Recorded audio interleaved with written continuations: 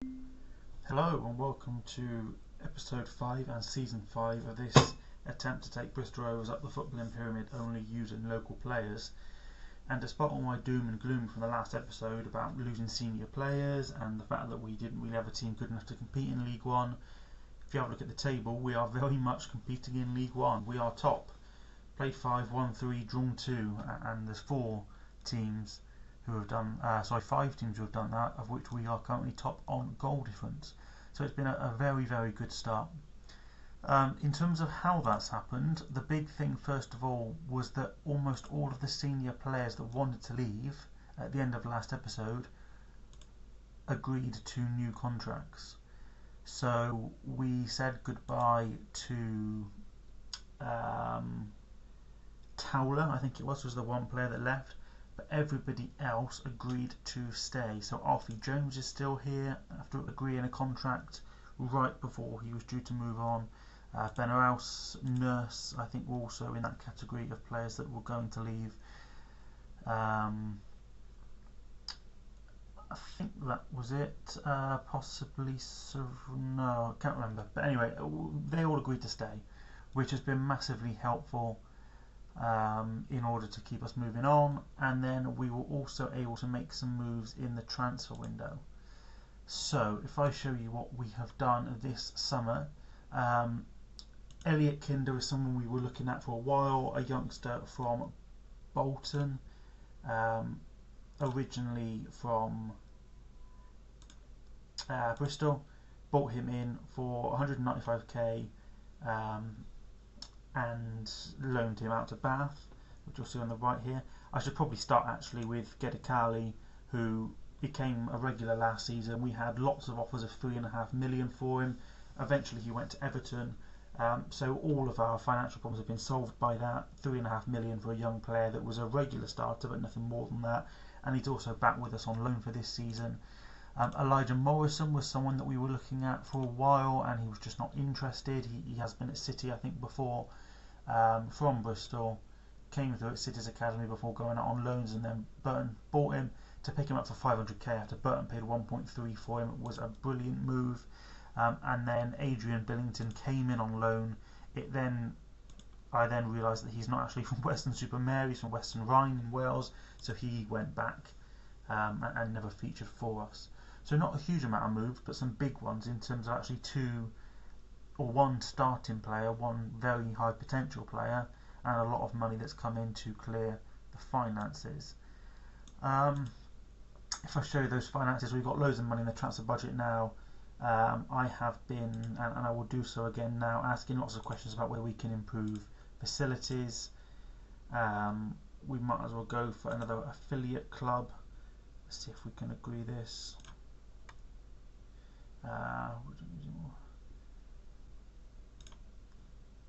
No, okay.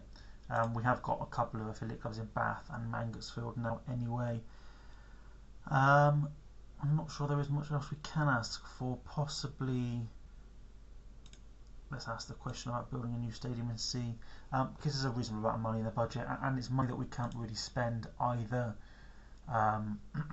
When we look at players in range again now, we have expanded our scouting facilities. I was able to do that, so we've got a slightly better scouting setup than we previously had. But again, there's very few players that are interested. Looking at players on loan, again, no one. So we will keep scouting. There are a handful of players. Again, every year there's going to be new players that come in as well that become options, or there's already been scouted. Someone like Archie Collins is someone that I've got my eye on. Not someone that's incredibly high value or ability. The big loss was Jude Bell, because he's gone on to become a Premier League player, and someone that I think we did have a bid accepted, but he wasn't interested in joining. I'm going to keep an eye on players like Joe Bell as well, who might always be interested. Sam Bell isn't someone that was on my radar. I think he's ex-City, yeah, so he might not be interested. He went for 25 million, so probably not at the moment. Again, it's that issue that there are just very few players around our level who are interested.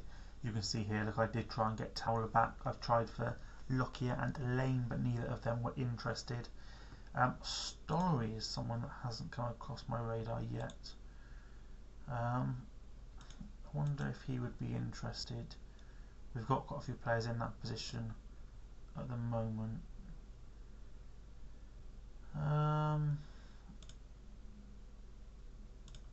Yeah, definitely want to keep an eye on. I wonder what kind of bid.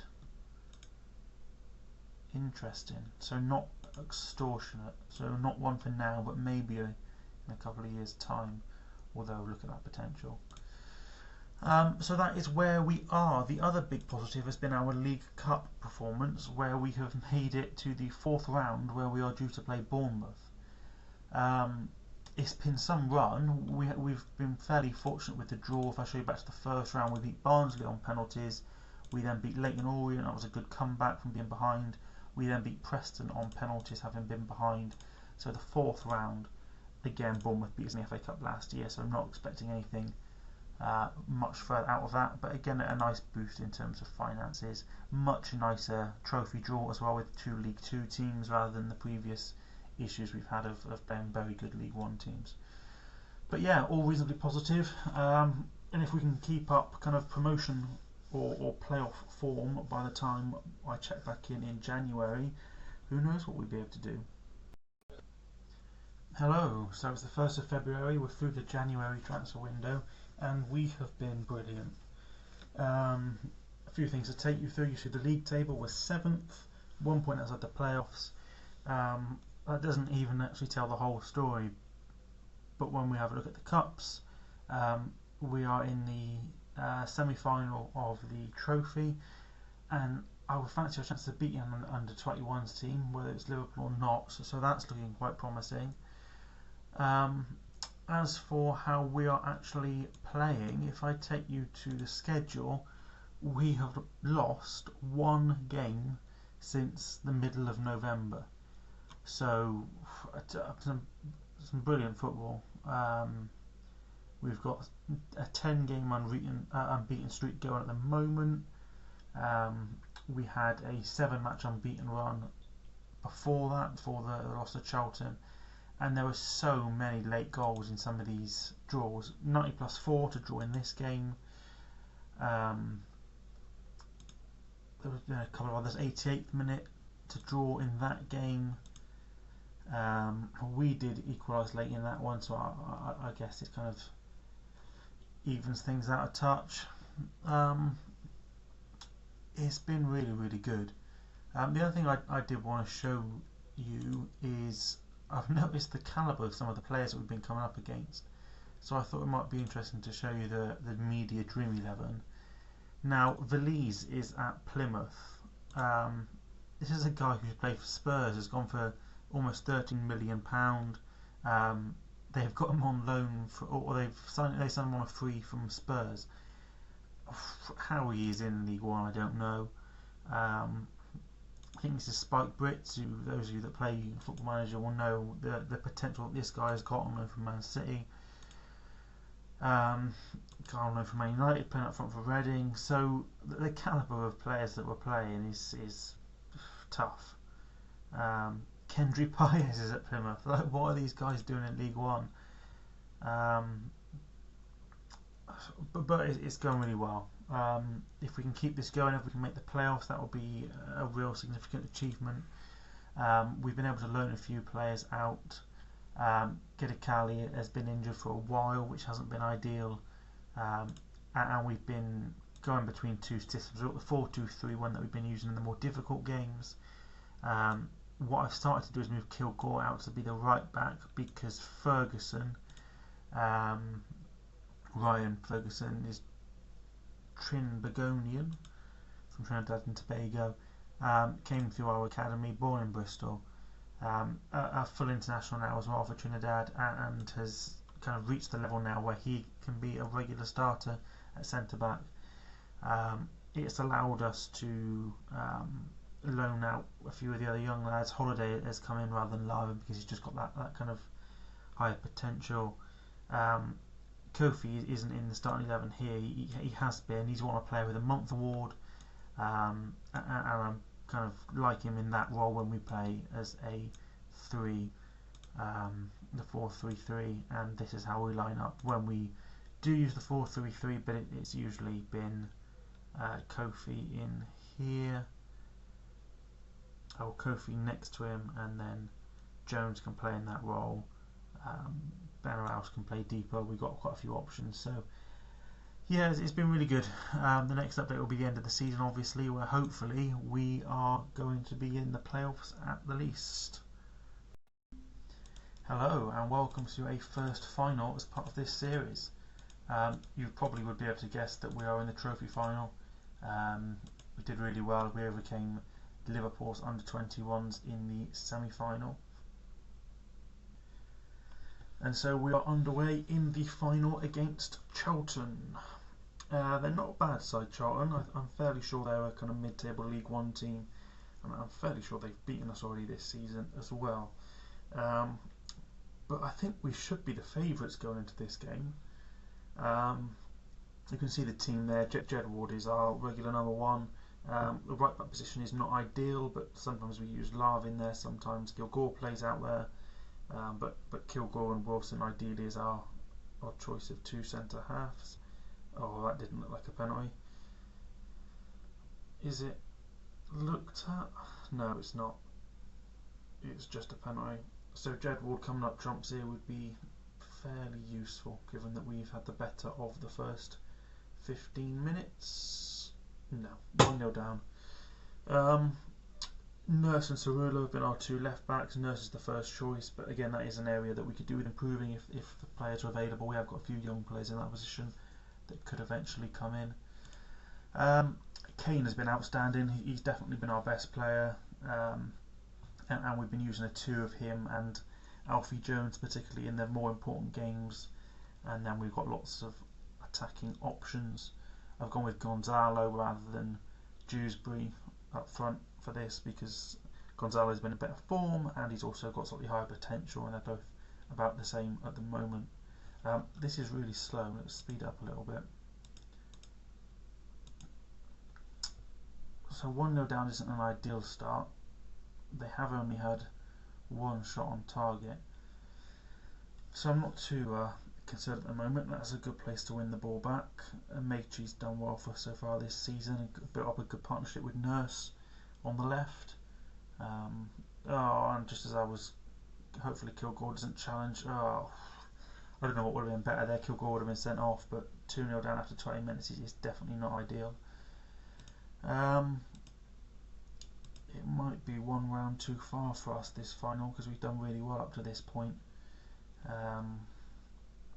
Hopefully we can regain a bit of control. They still have only had two shots and scored them both, which means we have got an outside chance of getting back into this game.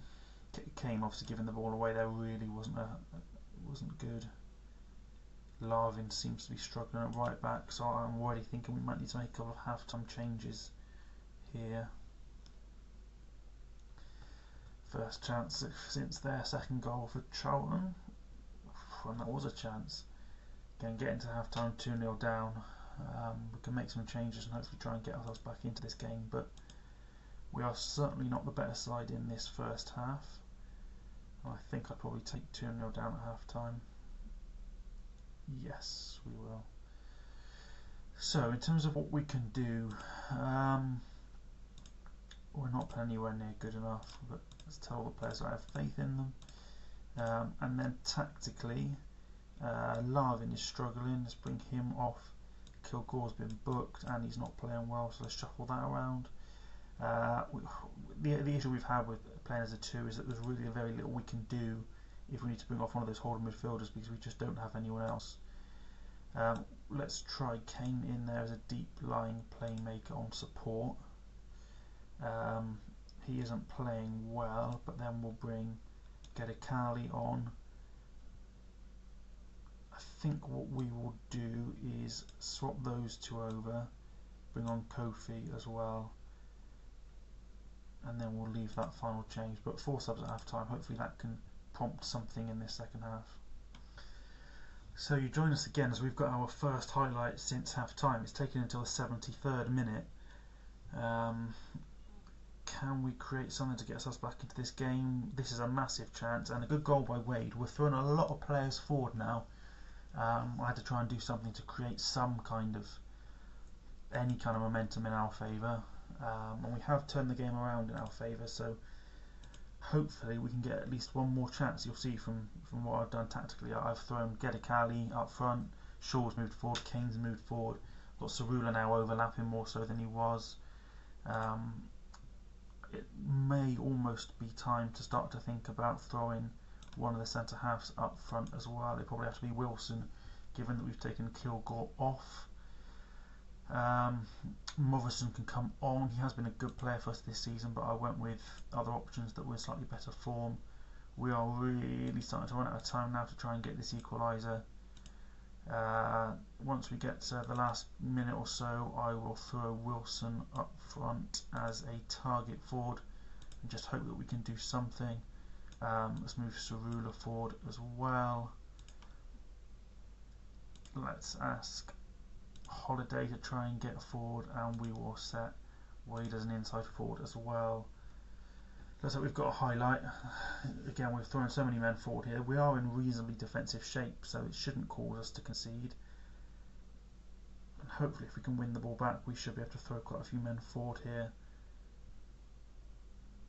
Oh, that's a good cross, good save, Ward. Can we have any kind of last minute highlight, any kind of chance to try and take this into extra time? The highlight is continuing, and we are throwing a lot of players forward now. That's a poor pass though by Wilson. He hasn't even updated the change him to go forward. Again, another save by Ward. I don't think there's anything else I can really do here. I guess we can just try throwing Kane up there as well. We're totally open now, but 2 minutes of extra time is worth trying something. Let's just pump Nurse up there as well. It looked like it was a chance in the background, but not one that it showed us, and that unfortunately is that. So for the second episode in a row, we have to watch another team lift a trophy. Although this was one that we were fairly close to winning for ourselves.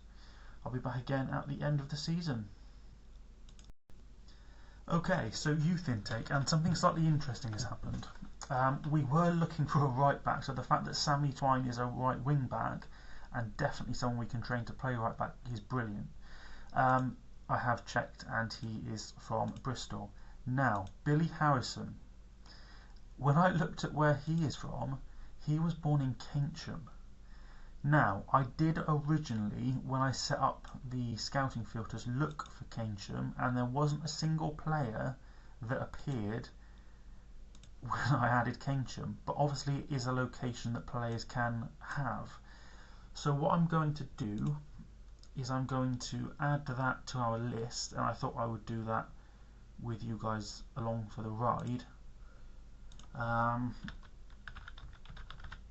And what I will also do is just very quickly turn off all of the other filters, just to see if Keynsham is actually going to bring up any other players. It doesn't. So it's only Billy Harrison who is an option from Keynsham. But that is worth knowing, because it does mean in future I can have that added as another location, and that should hopefully bring up a couple more future youth intake players. But as for that, the rest of the youth intake I'm just making my way through now. Howard Gottelin absolutely can come on board with coming from Bath. See if I can get, yeah, I put him on the lowest contract. And even though someone like Ryan White is Irish, there's always a chance that they are still born locally.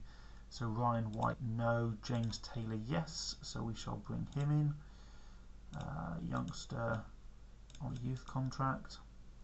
But you have seen the real big one really is Sammy Twine and two other good locals as well. So again, the next update you will get will be end of season, and I'll go through and sign all these guys on ready for next season.